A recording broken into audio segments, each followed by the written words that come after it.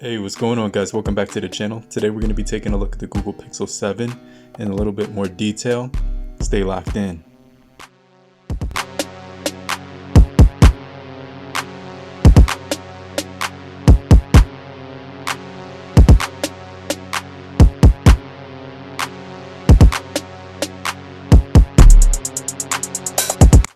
Hey, what's going on, crew? Welcome back to the channel. It's your boy Serrano, and today we're going to be taking a look at the Google Pixel 7. But if you're new to the crew, I truly appreciate you for coming through. But if you're already a part of the crew, salute. So let's just jump into the overall things that I like about the Google Pixel 7. We're going to be talking about the cameras. We're going to be talking about the hardware. We're going to be talking about the build quality, which I find really pleasing when you're holding it.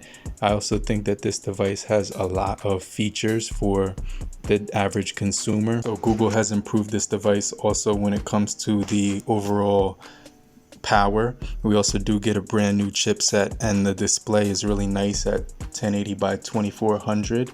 It's a 20:9 aspect ratio with 416 pixels per inch. This time around it has Gorilla Glass Victus on the front as well as on the rear. We also do get a always on display with the Google Tensor G2 and Android 13 right out of the box. Now when it comes to the overall build quality, you're gonna see that we do got that nice camera ledge on the back. In this color, it does come in a silver strip with that lemongrass color, which is really nice, and the camera ledge wraps around the body of the phone, and it makes it really nice and sleek and just very elegant. And I just really enjoy this design because it's a super creative, innovative design that no other company has been putting out so far. But you can see right here in the back, we are getting that main camera, which is a 50 megapixel wide angle, and it does have laser autofocus as well as 4K 60. And when you're watching content on this device, we have a punch hole cutout in the center, which is definitely going to be pretty cool. It has a 10.8 camera lens inside of it, so it's extremely clear. And I did notice some really nice details with the cameras that we'll get into in a little bit more detail.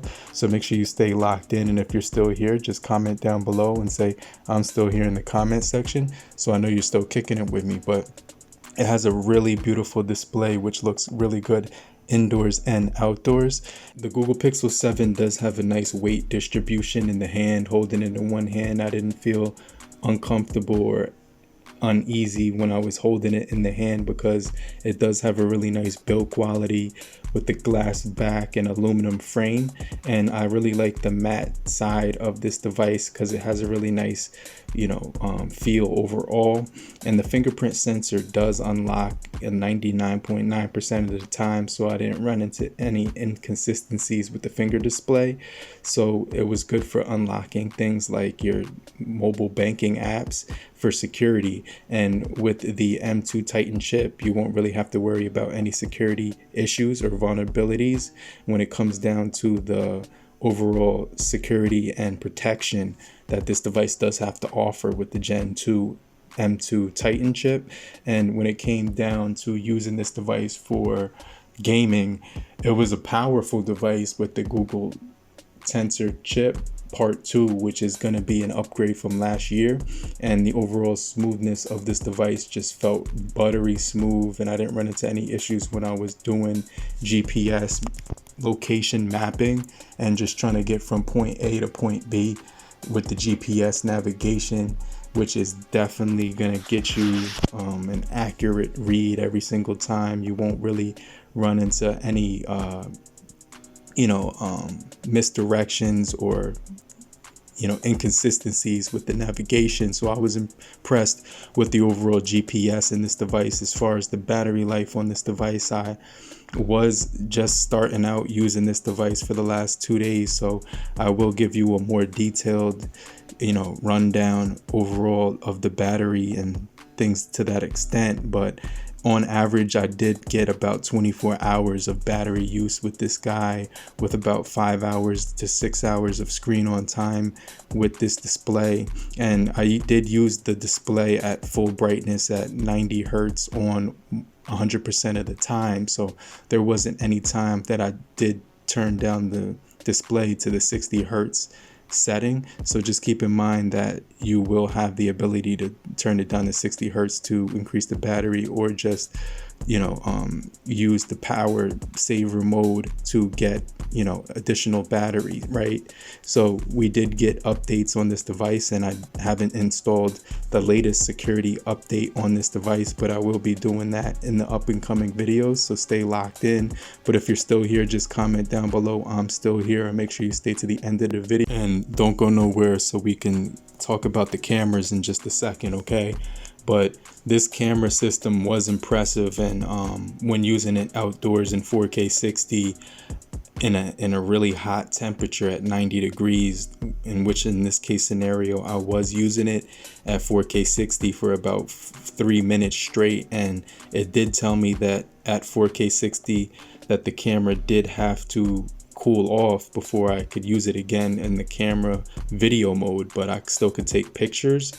And when it came down to the overall quality of those pictures, they were very clear, very detailed, and extremely accurate when it came to the color temperature and overall experience of the picture quality. Videos did have a very nice zoom. You were able to zoom in on different objects and get some really good detail, as well as accurate colors and temperature, and the white balance wasn't too high. So another thing I liked about this device was that you get real skin tones and real accurate colors when you're using this device. So every single picture I took had really good detail with the colors, and it did focus in on saturated, balanced colors, which were very accurate to what I was looking at. And I did like the fact that this does have real true skin tones, so that when you're actually taking pictures of people, you will get really accurate skin tones on here, especially if you're using this device with people who have darker skin tones. And as far as the overall details on 4K 60, I did notice that this device did extremely well when it came to stabilization and overall just like movement and depth of field, because this device does have 4K 60, 4K 30, 1080 60, and 1080 30, in addition to the other features that it will have, like steady mode, cinematic mode, which is like a panning feature for the video capability, and it does have a wide angle camera. So I really like the fact that this device does have a wide angle camera, because they're going to give you that 12 megapixel ultra wide too. So when it comes down to taking pictures, every single picture that I took just felt like it was very natural, and it didn't over expose any of the items in the picture, but it did give it some really accurate shadows, really good light on every single part of the object that I was looking at, and enough light and colors that made the pictures look realistic and true to life. So that was something that I really did like about this camera set on the Google Pixel 7. So even the front facing camera did have really good video, especially when it comes to mapping my skin tone to its natural feel, look, and every degree of detail. It definitely is color accurate and well balanced when it comes to the Google software. So really good build quality on this device, extremely impressive display outdoors with a lot of features. The phone will get a little warm outdoors, especially if you're using it in an environment where it's about 90 degrees or anything to that extent. But all I can say is that so far the Google Pixel 7 has been a really solid device with all the features that it has to offer. But let me know in the comment section what you think so far, and I'm gonna get right back with you, and I'll check you guys in the next video. Peace.